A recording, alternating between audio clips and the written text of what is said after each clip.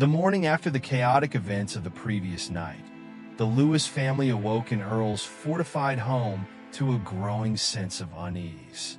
The house was quiet except for the rhythmic scrape of Earl sharpening his hunting knife at the kitchen table. His normally gruff demeanor had taken on a new edge, as if he sensed a storm brewing. "What's the plan now?" James asked, pacing the floor. His voice betrayed his frustration. "We can't just keep waiting for these things to kill us." Earl looked up, his expression unreadable. "You think you got better ideas? Be my guest." "Stop it, both of you," Clara said, her voice tense as she adjusted Lily's coat. The little girl was seated by the window, staring out at the forest with unsettling focus. "Why do they keep looking at us?" Lily asked suddenly. Everyone froze. "Who's looking at us, sweetie?" Clara knelt beside her, her tone soothing despite her unease. "The people in the woods," Lily replied, pointing at the tree-line. "They're smiling now." Clara glanced outside, but saw nothing unusual, just the gnarled trees swaying in the wind. She felt her skin prickle, nonetheless. Later that morning, Dana arrived, her usual sharp expression softened by exhaustion. She dropped a sack of supplies on the counter, her eyes darting nervously to the windows. "We got trouble," she said. "What else is new?" Earl muttered. "Colony House is starting to fracture," Dana continued. "Half the residents think we're better off working together. The other half want to turn the Lewis family over to the Grove." Clara flinched. "Why would they think that?" Dana hesitated. "Because the attacks have gotten worse since you arrived." "It's not their fault," Dylan said defensively, clutching the journal he'd been studying. "The Grove is reacting to something bigger. The attacks would have escalated no matter what."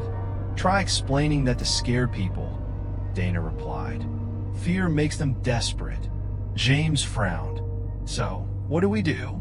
"We need answers," Dana said, motioning to the journal. "Something in there has to help." Dylan flipped through the pages, landing on a passage describing a root of power hidden beneath the town. The text was scrawled and frantic, warning that to disturb it is to summon wrath. "We need to find this," James said, ignoring Earl's glare. "If it's causing all this, maybe we can stop it." "You don't stop the Grove," Earl said. "You survive it." Despite Earl's protests, the group decided to investigate. Dylan insisted on tagging along, clutching the journal as if it were a lifeline. Dana stayed behind to try and calm tensions at Colony House, promising to radio if the situation escalated. The search led them to a derelict building on the outskirts of town, its boarded windows and sagging roof giving it an air of abandonment. The journal described it as a key location, one tied to the town's earliest days. "This place feels wrong," Clara said, shivering as they stepped inside. The interior was worse, dusty, cluttered, and reeking of mildew. Shadows pooled in the corners, and the air felt thick, as though the house were breathing. James found a trapdoor hidden beneath a rotting rug. The journal had mentioned a basement, but no one moved to open it. The sense of foreboding was palpable. "I'll do it," Dylan said, surprising everyone. "No," Clara said firmly. "You stay close to me." But Dylan had already knelt, prying the trapdoor open with a crowbar. The smell of damp earth wafted up, and faint whispers echoed from below. "Stay close," Earl warned, gripping his shotgun as they descended into the darkness. The basement was unnaturally cold, its walls carved from stone and covered in symbols similar to those on the talismans. In the center of the room was a massive root, pulsating faintly with an eerie glow. "That's it," Dylan whispered. "The root of power." James stepped closer, but Earl grabbed his arm. "Don't touch it." Before they could debate, the whispers grew louder, merging into a guttural voice that seemed to echo from the walls themselves. "You do not belong here." The root began to writhe, its glow intensifying. Shadows poured into the room, coalescing into familiar, monstrous forms. The group backed away, panic setting in as the creatures closed in. "Lanterns!" Earl barked. "Like the damn lanterns!" James fumbled with his, the flame casting flickering light that made the creatures hesitate.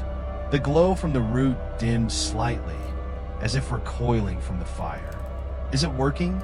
Clara asked, clutching Lily, who had begun to cry. "Barely," Earl muttered, firing his shotgun. The blast tore through one of the shadows, which dissipated with a screech. The group retreated toward the stairs, the shadows closing in faster than they could move. Dylan clutched the journal, his eyes scanning its pages frantically. "There's a ritual," he said breathlessly. "It says we can sever the root's connection. Now would be a great time to try," James shouted. Dylan read the chant aloud, his voice shaking but determined. The root thrashed violently, its glow flickering as if in pain. The shadows screamed, their forms distorting as they backed away. "Keep going," Clara urged, but before Dylan could finish, the root emitted a deafening roar. The entire room shook, and the group was thrown to the ground. James grabbed Dylan, pulling him toward the stairs as the basement began to collapse. They barely made it out, the trapdoor slamming shut behind them. The house groaned, its walls cracking as if the grove itself were retaliating. Back at Earl's house, the group sat in stunned silence, their faces pale and drawn. Lily clung to Clara, her small hands trembling. "We can't keep doing this," Clara said softly. "It's tearing us apart. It's the only way," James replied, though his voice lacked conviction. Dana radioed in, her tone grim. "Colony House is falling apart. People are panicking. Let them," Earl said. "They won't last long anyway." "We're running out of options," James said, looking at the journal. "If we don't stop this thing, we're all dead." Earl glared at him. "You don't stop it. You survive it." The tension was palpable, the cracks in their fragile alliance growing wider. Outside, the shadows gathered once more, waiting for nightfall. The morning light felt weaker than before, doing little to dispel the unease clinging to Sycamore Grove.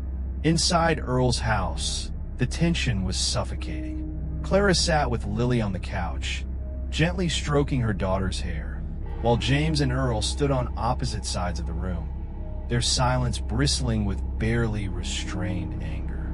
"This isn't working," Clara said, her voice trembling. "We're barely making it through each night, and now the colony house is falling apart." "She's right," Dylan added, clutching the journal to his chest. "The ritual worked, but it wasn't enough. There has to be more in here, something that can help us." Earl snorted. "Help us? That damn book almost got us killed.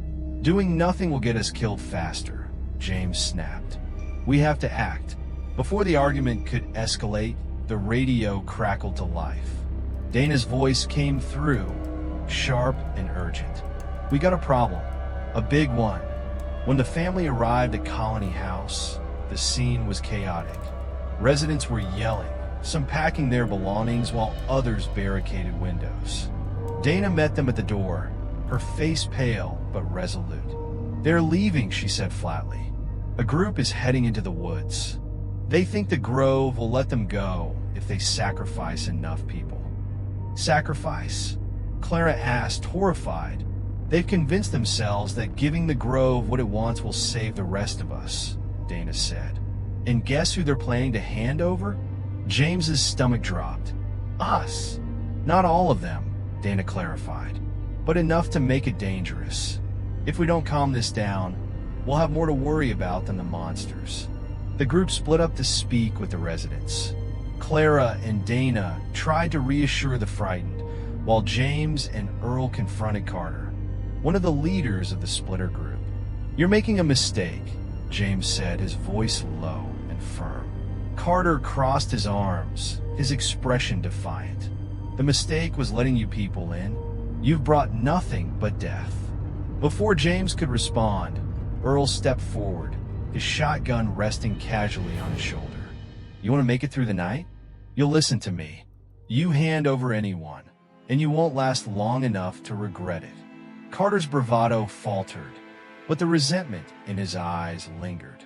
The confrontation ended without violence, but the damage was done. The unity of the colony was shattered. That night, the whispers returned, louder and more persistent than ever. Inside Earl's house, the Lewis family huddled together as the talismans flickered, their light dimmer than before. What's happening? Dylan asked, his voice shaking. The Grove's angry, Earl muttered, loading a shotgun. It knows we're fighting back. The knocking started soon after, soft at first, then growing louder and more insistent. Lily whimpered, burying her face in Clara's shoulder. It's them again, Lily whispered. They're smiling. Clara felt a chill run down her spine. Who's smiling, sweetie? Lily pointed at the window. The people in the woods. James glanced outside, but all he could see were shifting shadows. We need to hold the line, he said, gripping the lantern tightly. The talismans suddenly flared, their light surging brighter than ever. The shadows recoiled, their guttural growls echoing in the night. It's working, Dylan said. They hate the light. Before they could feel relief, the radio crackled. It was Dana again, her voice frantic. They're inside the colony. We need help. The family rushed to the colony house, lanterns in hand. The once vibrant building was now in disarray, its windows shattered and its halls filled with panic screams. The creatures had found a way in, their shadowy forms stalking through the chaos. Earl and James led the charge, their lanterns cutting through the darkness. Dana was holding her ground in the main hall, swinging a burning torch at the advancing creatures. You took your time, she shouted, sweat streaking her face. We're here now, James replied, shoving a lantern into her hands. The group worked together to drive the creatures back, their combined light forcing the shadows to retreat. Clara led the survivors to safety while Dylan and Earl covered the rear. As the last creature disappeared into the night, the survivors gathered in the living room. The once strong colony house now felt fragile, its walls scarred and its residents broken. In the aftermath, the journal provided another clue, a reference to an old chapel on the edge of town. The text hinted at a connection between the chapel and the route they had found. We need to go there, Dylan insisted. It might be the source, or it might be a trap, Earl countered. You don't go digging where the Grove wants you to. We don't have a choice, James said. Every night it gets worse. We can't keep this up. Dana sighed, her expression grim. If you're going, I'm coming too.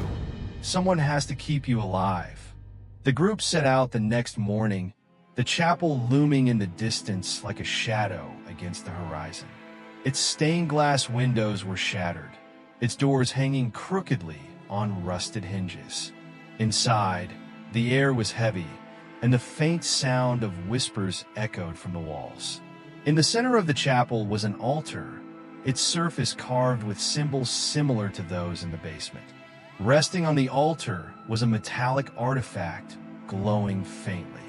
Is that it? Dylan asked, stepping closer. Before anyone could answer, the whispers grew louder, and the room seemed to shift around them. The Grove wasn't going to let them take its secrets without a fight. The morning air was damp and suffocating, a reflection of the growing tension in Sycamore Grove. The colony house had become a symbol of fear and division.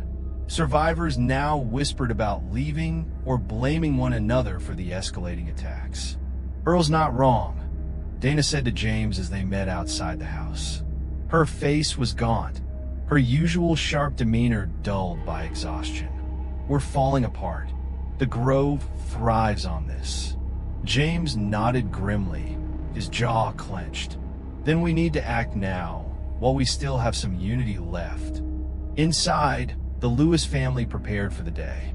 Dylan sat cross-legged on the floor, poring over the journal once more. He'd barely slept, his determination to decode its secrets overriding his fear. "Anything?" Clara asked, placing a hand on his shoulder. Dylan nodded. "There's a passage about sacred ground beneath the chapel. It says it's a nexus, whatever that means." "A nexus?" Clara repeated, frowning.